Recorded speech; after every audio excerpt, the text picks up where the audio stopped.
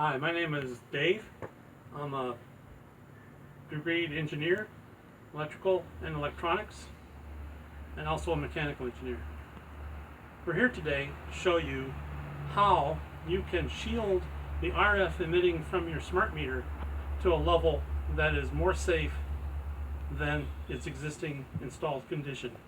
It does not negate the ability of the utility company to read your meter remotely, but it diminishes the RF radiating around you and your neighbors and all the family members in your home. So now I'll show you what it is we're doing. We're putting on what's called a Faraday cage. And what it basically prevents is RF from moving past a wire mesh to basically radiate further past that point. So we will basically be able to defeat a lot of the RF, not all of it, from the smart meter radiating around your house. So first step is to obtain some screening material that you can get at your hardware store, and I'll show you what that looks like right now. So what you can do is go to the hardware store and get window screening made out of aluminum, not plastic, out of aluminum. It's very inexpensive, and you need also a 6.5-inch hose clamp. I think I paid $1.59 or something like that from the hardware store. This is probably worth 50 cents. So very inexpensive to do this. What I did was cut a 13-inch by 13-inch square from the material, and I folded it in half both directions so I can see a center point, which will then you can line up on your meter so you know you're centered. So let's take the next step and first read the meter without the shielding, and then we'll install this and then take a meter reading after it's been shielded. You'll see a dramatic difference. Okay, let's do that. Okay, cool. Okay, so we're here at Smart Meter, and this is a DTE Smart Meter, and we have a HF38B from Gigahertz Solutions RF detector. We're operating in peak hold mode, which means it gets the maximum readings and registers it so you can see that maximum reading. And then we're on the middle scale, which is 199.9 milliwatts per square meter. And we also have the sound on so you can hear it actually send out RF. So we're doing it now first without the Faraday cage installed. Let me reset it. Put it back on peak. And as it goes in transmitting, it's basically sending something about somewhere between 4 to 9 seconds. There it goes, it's sending. It will continue to send some more. So we're on peak hold, so that's the peak reading it's gotten so far. Earlier we had up to 60. Now it's transmitting, it went up to 16. As it transmits more, it will go up higher. You can hear it's sending something right now. You can hear it send. Went up to 25. Well, 24 rather. And then we'll go again, and we'll go a little higher. Well, it'll actually go up to 51 or 52 microwatts per square meter. There it goes to 40. Let's send some more. 47.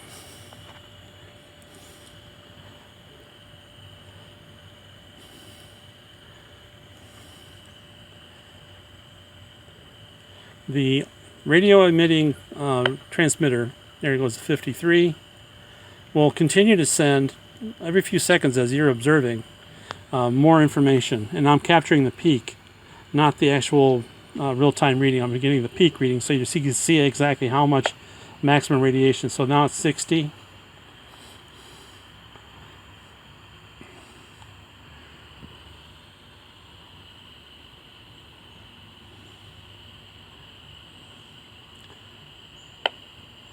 $67, 66.9.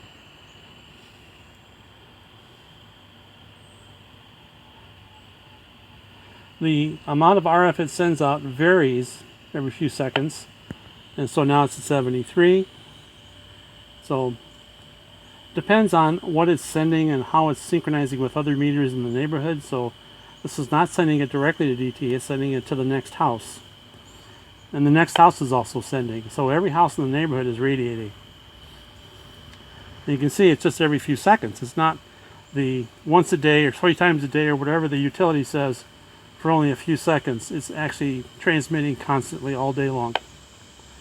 So now we're at 85.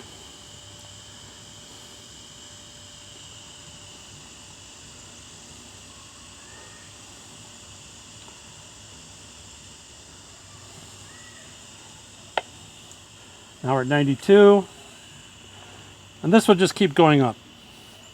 Okay, I think we just basically the purpose of this was to show you that it is radiating and it's radiating at a significant level. That's 91 microwatts per square meter. Now it's approaching 100.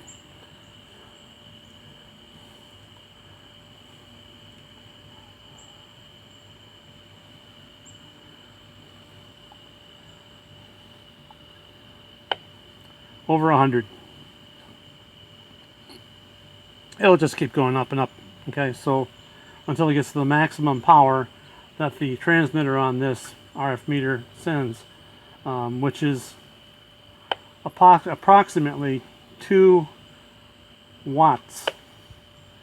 124 hour, about approximately 2 watts effective radiated power, which means the antenna and the radio combined creates effective radiated power. And there's a power factor, but we won't go into that. I don't want to complicate this. Now we're at 129, 128. So it just keeps going up. So I'm going to stop reading the meter at this point in time. This just demonstrates to you that the meter is sending constantly. Not once a day or 3 times a day for a minute or two. It's actually sending constantly. So I'll stop this right now. Yep. Cool. Okay, so now we're going to install the Faraday cage, which is simply aluminum screening and a hose clamp from the hardware store. And it's very inexpensive and it's very easy to do. I folded it in the center so I could center it on the meter. You can see where that folds, centers on the meter there. So what we're going to do now is put the clamp over the screening material.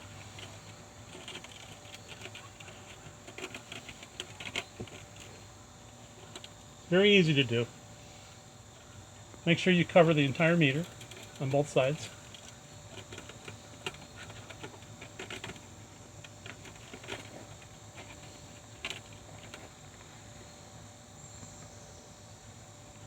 And simply tighten up the screw on the clamp.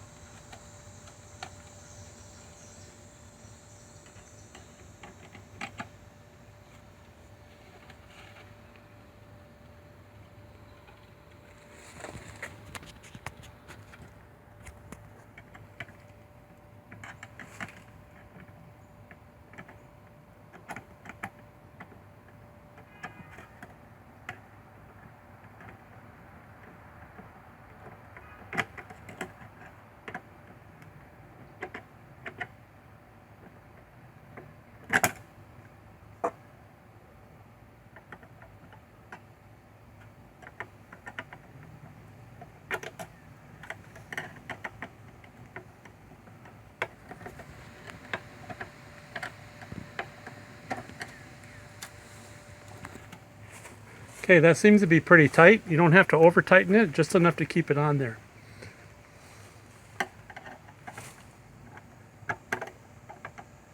You don't want to use too much pressure because you could potentially crack the plastic housing of the smart meter.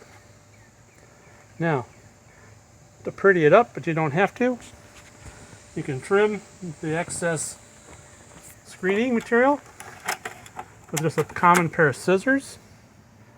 Very easy to do.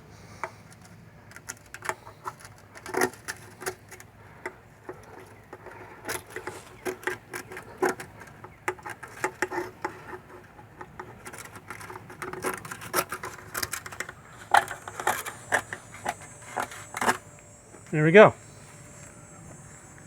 So now it's on. Just took a few minutes. So now let's check to see how much RF it's emitting. Okay.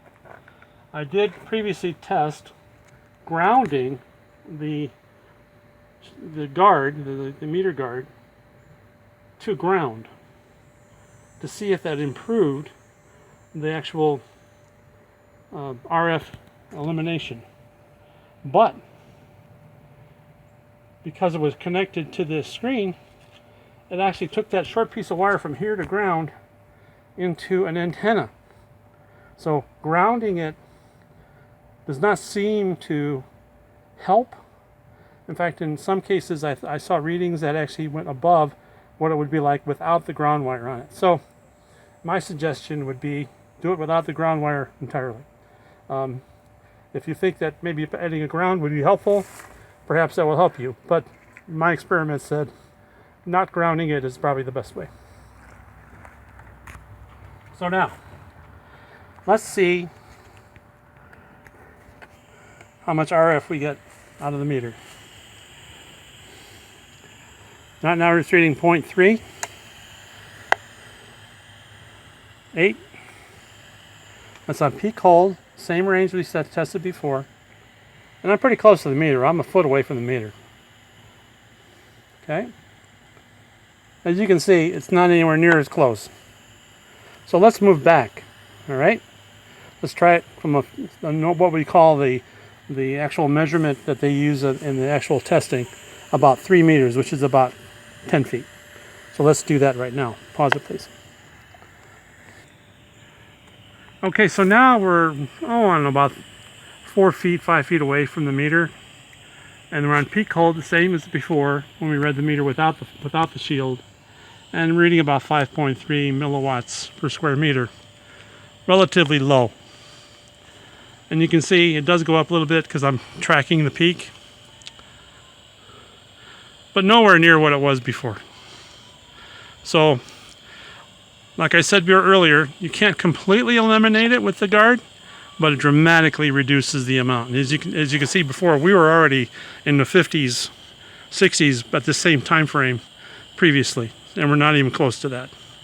So I think we have remediated the RF from this meter as best we can. Other than this, you need to get an opt-out meter. So this is kind of the experiment we did. I hope you find this useful for your purposes. If you have any questions, please contact the Smart Meter Network, and they can give you some additional information. Thank you very much for your time. Right now, it's at a resume hold.